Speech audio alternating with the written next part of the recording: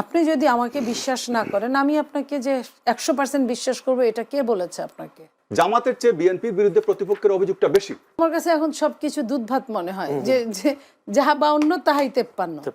বিএনপির পক্ষ থেকে একটা বারবার অভিযোগ ছিল প্রশাসন, বেশি 5 আগস্টের পরে প্রশাসন জামায়াতের দখলে, এখন কাদের দখলে? দেখেন, বিএনপি যে অভিযোগটা করেছিল, যেভাবে করেছিল, ওটা ওই জায়গাতেই ওই অবস্থায় আছে। আওয়ামী লীগ তো জাকিয়ে আছে। আপনার ধরেন 15-15.5 বছরে যদি 12-13 লাখ যদি সরকারি কর্মচারী থাকে, তা 10.5 লাখ সামথিং আপনার আওয়ামী লীগের এই 15 বছরে 15.5 বছরে নিয়োগপ্রাপ্ত হয়েছে। সেই আওয়ামী লীগের নিয়োগপ্রাপ্ত, আপনার মনে আছে আওয়ামী লীগের সময়ের যে নির্বাচনগুলো, 14 নির্বাচন আর 18 নির্বাচন এবং 24 নির্বাচনের আগে যারা প্রিজাইডিং অফিসার ছিল, রিটার্নিং অফিসার ছিল, তাদের কিন্তু 14 জেনারেশনের খবর নিত আওয়ামী লীগ 2 বছর 3 বছর আগে থেকে। তার শ্বশুর বাড়ির লোকরা কোন দল করে, তার বাবার বাড়ির লোকরা কোন দল করে, ওইভাবে নিয়ে কিন্তু তাদের বানিয়েছে। আপনি দেখেন, ওই লোকগুলাই কিন্তু এখনো আপনার ডিসি, ওদের মধ্যে থেকে, এর বাইরে দেওয়াও অতটা সম্ভব না, কিন্তু আপনার যারা বেশি কালার ছিল তারা কিন্তু আছে এখনো, সচিব থেকে শুরু করে আপনার একদম ইওনো পর্যন্ত। তাহলে যদি ওই জায়গাটায় একটা ইওনোর কাছে একটা আসনের নির্বাচন ডিপেন্ড করছে, একটা রিটার্নিং অফিসারের কাছে 5টা-7টা ইলেকশনের আসন ডিপেন্ড করছে, তাহলে আপনার মনে করেন বিএনপি কি বলেছিল? বিএনপি বলেছিল যে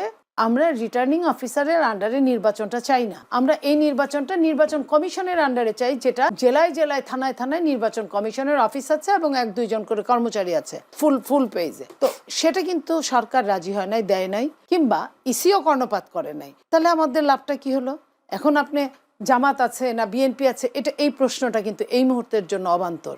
এখন এই প্রশ্নটা বান্তর, যে প্রশ্নটা যে ফ্যাসিস্টের যদি আপনার ছায়াটা থাকে, তাহলে সবার জন্য কিন্তু দুঃসময়।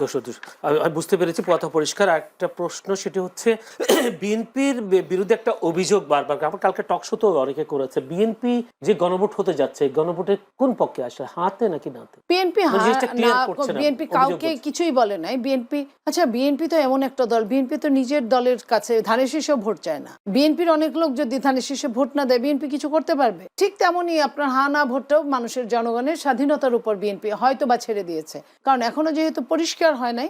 আমি এটাই মনে করি। আরেকটা জায়গায় কোন জিনিসটা পরিষ্কার হয়নি, মানে ইয়েস নো কিছুই বলে নাই, বরং বিএনপির মহাসচিব বলেছেন আমরা তো নিষেধ করি নাই।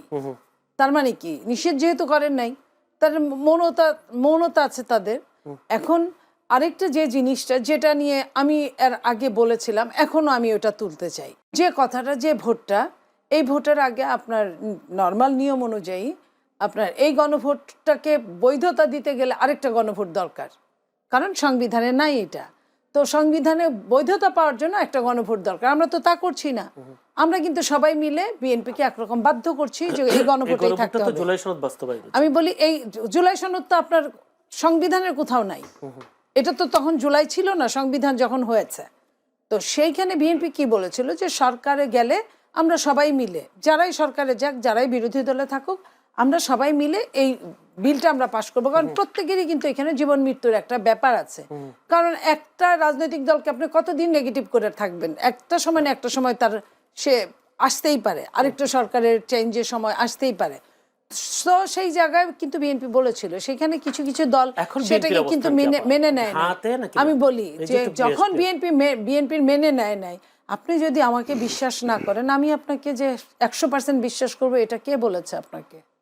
আমার যদি মিনিমাম বুদ্ধি সত্তা থাকে, আমিও তো আপনাকে একটা মাঝামাঝি দাঁড় করাবো, যে হলেও হতে পারে, না হলেও না হতে পারে। তো বিএনপির তো এখানে কোনো বাধ্যবাধকতা নাই, এই বাধ্যবাধকতা নাই। আমি আবার আলমগীর কালকে বলেছেন হাতে, তিনি বলেছেন, কিন্তু মির্জা ফখরুল ইসলাম আলমগীর এটাও বলে নাই যে আপনারা সবাই হাতে ভোট দেবেন, কিছুই বলে নাই। উনি কাকে ভোট দিলেন সেটা নিয়ে কিন্তু কথা জয়যুক্ত করবে, এটা তো বলেছেন। ধানের শীষ মার্কাই আমরা, তো এটা তো আর বলার অপেক্ষা রাখে না। সেটা আপনি বলেছিলেন যে এটাও বলে নাই। এইটা এর মধ্যেও যদি কেউ না দেয়, তাহলে তো আর বাধ্য করতে পারবে না। আমি সেটাই বলছি। একটা প্রশ্ন বারবার আসছে, গণভোট যেহেতু হা নার বিষয় আছে, হাতে ভোট দিলে আসলে সংবিধান কি ঠিক হয়ে যাবে, বা সংবিধানের কি পরিবর্তন আসতে পারে বলে মনে হয়? আপনাকে ধন্যবাদ। এখানে একটা বিষয় হচ্ছে যে হা এবং না, এখানে সংবিধানের চেয়ে গুরুত্বপূর্ণ বিষয়টা হচ্ছে যে জুলাই যে আন্দোলনটা হলো, সেই আন্দোলনটাকে যদি আপনি বৈধতা দিতে চান, এই আন্দোলনে যারা ছিলেন তাদেরকে যে আগামীতে আপনি পুরস্কৃত করতে চান, তাদেরকে রক্ষা করতে চান, জুলাই আন্দোলনকে রক্ষা করতে চান, সেক্ষেত্রে হা না ভোটটা অত্যন্ত জরুরি। যেমন ধরেন যে এইখানে যে রক্ষা করতে চাইলে হা না তো জরুরি না, কোন একটা জরুরি, হা নাকি না? না, অবশ্যই হা জরুরি। এখন কথা হচ্ছে যে এখানে আমি একটা বিষয় বলি, যখন জুলাই যে সনদটা যখন স্বাক্ষর হলো, সেই স্বাক্ষরে কিন্তু এখানে কিন্তু বিএনপির কিছু আপনার নোট অফ ডিসেন্ট এটা থাকতে পারে, এটা থাকতে পারে, কিন্তু তারপরে যে সরকার অধ্যাদেশ জারি করলো, সেই অধ্যাদেশের বিষয়ে কিন্তু বিএনপির অবস্থানটা পরিষ্কার ছিল না। এখন যেহেতু সামনে নির্বাচন চলে আসছে, আমার মনে হচ্ছে যে এই বিষয়টা বিএনপি যদি তাদের অবস্থান হানার পক্ষে, যদি তারা, অর্থাৎ তারা কি চান, হা হলে হা, না হলে না, অবশ্যই তারা হা চাইবেন, এটাই তো প্রত্যাশা সবাই করে এবং আমরাও এটাও আমরা মনে করি। এখন তারা যদি এইটা পরিষ্কার না করেন আর কোনো কারণে যদি না জয়যুক্ত হয়, সেক্ষেত্রে বিপদটা কোথায় দেখেন, পরবর্তীতে যদি কেউ আসে, ফেসিবাদের যদি আবার উত্থান হয়, তাহলে এই যে জুলাই যোদ্ধা, তাদেরকে প্রত্যেককে কিন্তু ফাঁসি দিয়ে জ্বলতে হবে। সুতরাং এই বিএনপি বাদ যাবে না, কেউ যাবে না বাদ। এইখান থেকে আপনি বিএনপি না, শুধু তো আপনি আমিও বাদ যাব না, অন্যরা তো বাদ যাবে না যারা আন্দোলন করেছে জুলাই অভ্যুত্থানের সময়। বরং বিএনপি আরো বেশি সেখানে ক্ষতিগ্রস্ত কেন হবে? দেশ জুড়ে বিএনপি যা করেছে, যতটুকুই করুক, তারা তাদের প্রতিপক্ষ আওয়ামী লীগ আছে, এই প্রতিপক্ষের ক্ষেত্রে জামাতের চেয়ে বিএনপির বিরুদ্ধে প্রতিপক্ষের অভিযোগটা বেশি। সুতরাং তার মানে কি, তারা বলতে চায় যে জামাতের চেয়ে বিএনপির দ্বারা তারা বেশি ক্ষতিগ্রস্ত হয়েছে সরকার পরিবর্তনের পরে। যদি সেটা হয়, তাহলে আপনি কাকে আগে ধরবেন, যার দ্বারা বেশি ক্ষতিগ্রস্ত হয়েছেন তাকে, নাকি যার দ্বারা কম তাকে? সুতরাং এইটা যদি জয়যুক্ত না হয়, আমাদের জন্য যে কত বড় বিপদ হবে, এই দেশ গুরুস্থান হবে, সুজা হিসাব শেষ। ধন্যবাদ আপনাকে। আমি আবারও নীলুফার চৌধুরী মনির কাছে যেতে চাই। নীলুফার চৌধুরী মনি, আওয়ামী লীগের শেখ হাসিনার যে পতন, সেই পতনের অনেক অভিযোগের মধ্যে একটা অভিযোগ বলেছে, একটা দেশের মানুষকে একটা বিষয় পরিষ্কার হয়ে গেছে, অন্যান্য অনেক অভিযোগের পাশাপাশি তৃণমূলের নেতাকর্মীদের মূল্যায়ন না করায় আওয়ামী লীগের পতন হয়েছে, শেখ হাসিনাকে পালিয়ে যেতে হয়েছে। এখন বিএনপির চেয়ারম্যান, ভারপ্রাপ্ত তো নাই, এখন চেয়ারম্যান তারেক রহমান দেশে আসার পর আমরা দেখতে পাচ্ছি বিএনপিতে দলে দলে জনস্রোত, নেতা কর্মীতে ভরপুর, প্রচন্ড মানুষ বিএনপির পক্ষে কাজ করছেন, নেতাকর্মীরা কাজ করছেন। তৃণমূল নেতাকর্মীদের অনেকে আমরা দেখছি অবহেলা করতে। যদি আমরা একটা এক্সাম্পল দেই, আপনি নিজেই বেগম খালেদা জিয়ার কবরে গিয়েছেন, আমি দেখেছি মহিলা দলের পক্ষ থেকে, সেখানে দেখেছি একজন মহিলা আপনাকে কোনোই মারতে দেখেছি আমি, কিন্তু সেই মহিলাকে আমরা গণমাধ্যমগুলো চিনি না, কিন্তু আপনাকে আমরা ভালো করেছি, যেহেতু আপনার মিডিয়াতে বেশ সরব ছিলেন। আপনি নিজের মুখে আমার এই টক শোতে বলেছেন, মইনুল হোসেন রোডের বাড়ি থেকে যখন বেগম খালেদা জিয়াকে বিতাড়িত করা হয়, উচ্ছেদ করা হয়, তখন আপনি বলেছেন মাত্র 100-200 মানুষ সেখানে গিয়েছিল। বেশি বলেছি, আরো কম ছিল, 200 বেশি হলে আর কথা, সাংবাদিক সহ 100-2 ছিল, সাংবাদিক সহ, তাহলে মানে বিএনপির লোকজন কম ছিল। রাতটুকু সারা রাতটা যে আমরা ছিলাম। রোডের বাসায় যখন বিএনপি নেত্রীকে উচ্ছেদ করার সময় এত লোকের সমাগম হয়নি, কিন্তু এখন বিএনপির সুসময়ে দুধের মাছি বেড়ে গেল কিনা? এটা আসলে আমরা যে রাজনীতিগুলো করি বাংলাদেশের প্রেক্ষাপটে, সত্যি কথা আমি বলছি, বিবেকের তাড়নায় আমরা আসলে এই দেশের রাজনীতিগুলো পেটি বর্জুয়া রাজনীতি হয়। যদি বর্জুয়া রাজনীতিও হতো, বর্জুয়া কিন্তু চুরি করে, ডাকাতি করে, কিন্তু সেটা কিন্তু দেশের মানুষকেই ব্যবহার করার সুযোগ দেয়। কোনো ফ্যাক্টরি, শিল্প কারখানা, তাতে হয় কি, একজন যারটা ডাকাতি করলো সে লুজার হয়, কিন্তু টাকাটা কিন্তু দেশে ঘুরপাক খায়, যে কারণে দেশের কিন্তু ইকোনমিক্সটা ভালো থাকে।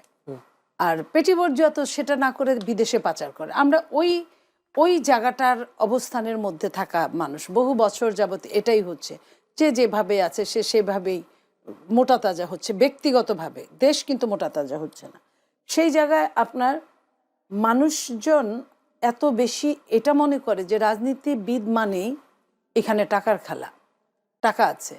যে রাজনীতিবিদ নমিনেশন পাচ্ছে না, সেও কিন্তু টাকা নাই বলে পাচ্ছে না। এটা আপনি চিন্তা করেন, এখানে অনেস্ট মানুষের কোনো অবস্থান পাচ্ছে না, টাকা নাই বলে পাচ্ছে না। আর যে টাকার জন্য না পাচ্ছে, সেও কিন্তু টাকার জন্য কিন্তু সে ভালো মানুষ থাকছে না, তাকে আরো টাকা চাই।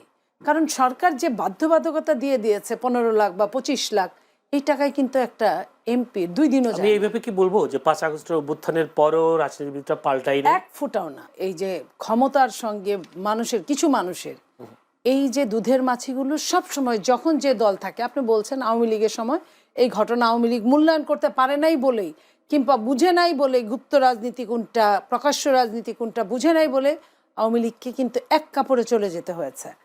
ঠিক একই অবস্থা যদি এরপরে যারা আসবেন তারা যদি না বুঝেন, তাদেরও একই অবস্থায় পতিত হতে হবে। আমি বিএনপির ক্ষেত্রে এই কথাটাই বলবো, এবং জামাতকে আমি অন্যরকম একটা দল মনে করেছিলাম দলের ক্ষেত্রে, যে জামাত তার প্রতিদিনকার রিপোর্ট অনুযায়ী তার জাস্টিফাই হয়, প্রাতিষ্ঠানিকভাবে রাজনীতি করে। কিন্তু আমি যখন দেখলাম যে কিছু নমিনেশন না পাওয়া লোক, কিছু বহিষ্কৃত লোক যখন জামাতের মনোনয়ন পেয়ে গেলেন, জয়েন করে ফেললেন, এবং কেউ কেউ মনোনয়নও পেয়ে গেলেন, আমার কাছে এখন আমার কাছে এখন সবকিছু দুধ ভাত মনে হয়, যে যাহা 52 তাহাই 53।